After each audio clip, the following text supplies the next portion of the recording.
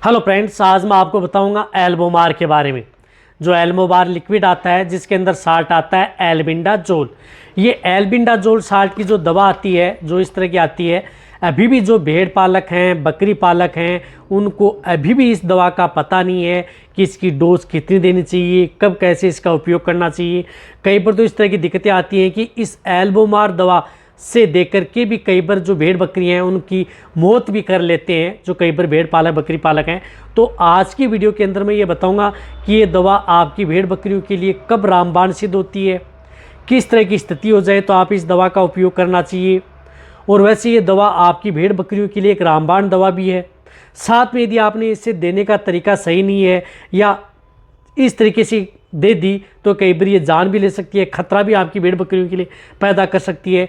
तो आज की वीडियो के अंदर मैं एल्बोमार जो लिक्विड आता है जिसके अंदर साल्ट है एल्बिंडाजोल, इसके बारे में पूरी डिटेल से बताऊंगा कि कितनी डोज देनी चाहिए, कौन सी स्थिति हो जाए, किस तरह के सिम्टम्स बकरियों में देखने को मिले तो आप इसका उपयोग करें, तभी आपको अच्छा रिजल्ट मिलेगा।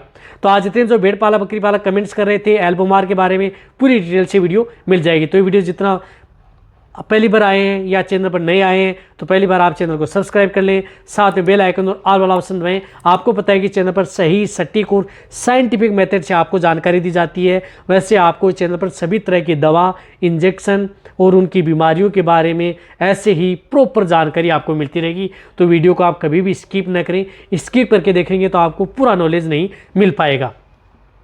एल्बोमार देखो, यदि आपकी भेड़ बकरियों को कब दी जाती है, यदि आपके जैसे भेड़ बकरी के छोटे बच्चे हैं, दूध पी रहे हैं, उसके बाद में यदि भेड़ बकरियों के दूध पीते पीते उन्होंने कोई मिट्टी खाना स्टार्ट कर देते हैं, तो कई बार जो मिट्टी खाना स्टार्ट कर देते हैं या कई बार उनमें कमजोरी आ जाती है या उन्हें आप खिलाते पिलाते तो खूब हैं लेकिन वो शरीर से मोटे तगड़े नहीं हो पाते। चाहे भेड़ बकरी के बच्चे हों या भेड़ बकरियाँ हों, जो कमज़ोर रहती हैं, खाती पीती भी हैं लेकिन मोटी तगड़ी नहीं हो पाती, या कई बार खाना कम खाती हैं, या कई बार भेड़ बकरियों को कुछ खाती हैं तो उससे बार बार गैस बनती है, पेट में अफारा बन जाता है। बार बार पेट में अफारा, गैस बनना, उसको आप कंट्रोल कर सकते हैं।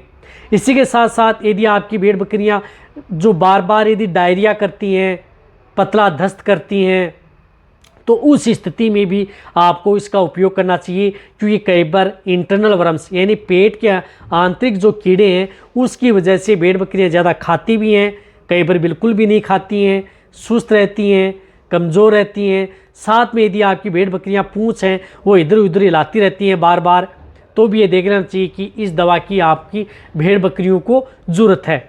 इसी के साथ साथ ये दवा क्या काम करती है कि किसी भी तरह के, जिस प्रकार से आंखों के अंदर यदि भेड़ बकरियां हैं उनकी आंखों से पानी आ रहा है, गीड़ आ रहा है, तो भी आप इस दवा का उपयोग अपनी भेड़ बकरियों में करा सकते हैं। इसी के साथ साथ यदि भेड़ बकरियां जो कई बार इस तरह की दिक्कतें हैं कि जो गोबर या मींगनिया के रूप में जो बाहर कर रही हैं, पतला डायरिया कर रही हैं, उसके साथ साथ सफ़ेद कीड़े से बाहर निकल रहे हैं, तो भी आप इसका उपयोग कर सकते हैं। साथ में यदि आपकी भेड़ बकरियां जिस प्रकार से कोई आपका खुद का पेशाब पीती हैं या दूसरी भेड़ बकरियों का पेशाब पीती हैं या जो बकरे हैं वो पीते हैं, और साथ में कई बार मिट्टी खाना स्टार्ट कर देती हैं या कुछ अखाद्य वस्तुएं, या जहाँ पर यदि आप चारागाह में लेकर के जाते हैं तो भेड़ बकरियां कहीं पर हड्डियाँ पड़ी हुई हैं उनको काटना चबाना स्टार्ट कर देती हैं, यानी कुछ भी खाना स्टार्ट कर देती हैं, तो भी आपको इसका उपयोग करना चाहिए। अब देखो, बात यह है कि जो ये एल्बोमार आता है इसका एक साइड इफ़ेक्ट ये है कि आप अपनी भेड़ बकरियां जैसे प्रेग्नेंट हैं, ज्ञाबिन है, तो ज्ञाबिन भेड़ बकरियों में आप इस दवा का उपयोग बिल्कुल भी नहीं करना चाहिए, यानी बिल्कुल भी भूल कर भी नहीं करना चाहिए।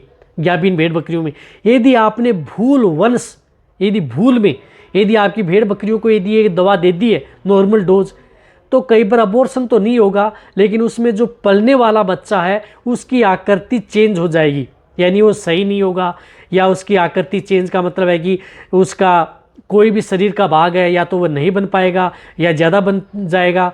तो कई बार यदि जो भेड़ बकरी पालक हैं वो कई बार प्रेग्नेंट बकरियों को दे देते हैं तो उसकी वजह से उनके बच्चों की आकृति है वह भी चेंज हो जाती है और कई बार इसका अबॉर्शन भी हो जाता है।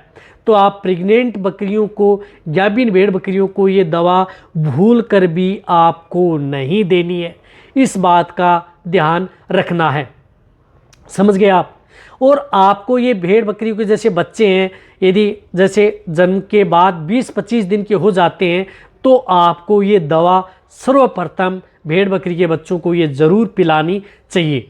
जिसकी डोज होती है, अब डोज क्या है, इसकी डोज होती है 1 ml 3 से 4 kg बॉडी वेट।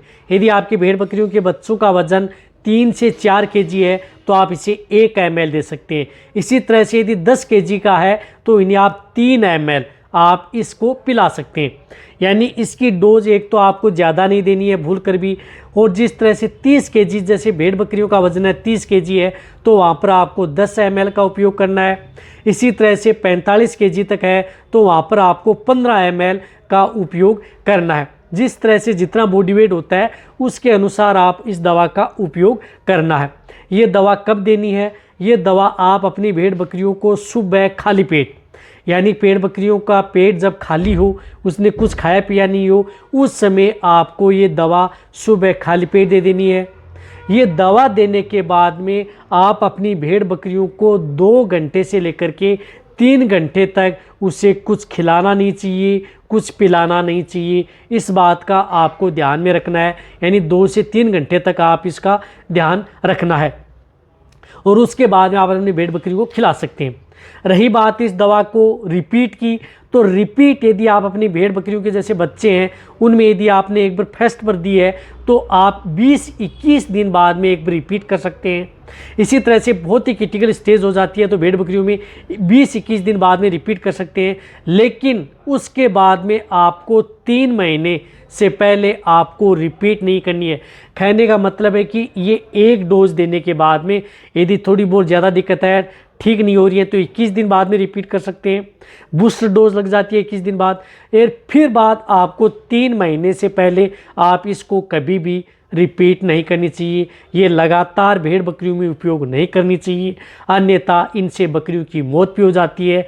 ये लीवर पर भी ज़्यादा इफेक्ट डालती है, इससे बकरियों को स्ट्रेस भी आ सकता है यदि आप इसे ज़्यादा डोज दे देते हैं। तो इसकी डोज आपको ज़्यादा नहीं देनी है। यदि आप डोज इसकी ज़्यादा दे देंगे तो आपकी भेड़ बकरियां खाना पीना कम कर देंगी, सुस्त हो जाएंगी, और साथ में कई बार डोज बहुत ज़्यादा दे देते हैं तो कई बार उनकी मौत भी हो सकती है।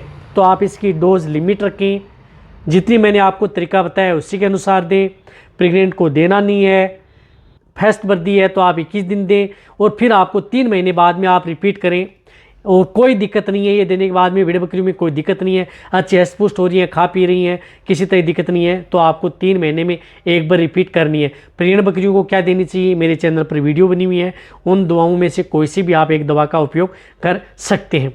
तो अब आप अच्छी तरह से समझ गए होंगे कि इसकी डोज कितनी है, कब कैसे इसका उपयोग करना है, कितनी मात्रा में आपको उपयोग करनी चाहिए, सेफ है या नहीं। जितना हो सकता है मैंने आपको इस एल्बोमार के बारे में पूरी जानकारी देने की कोशिश की है ताकि भेड़ पालक है उनको अच्छी तरह से समझ में आ जाए।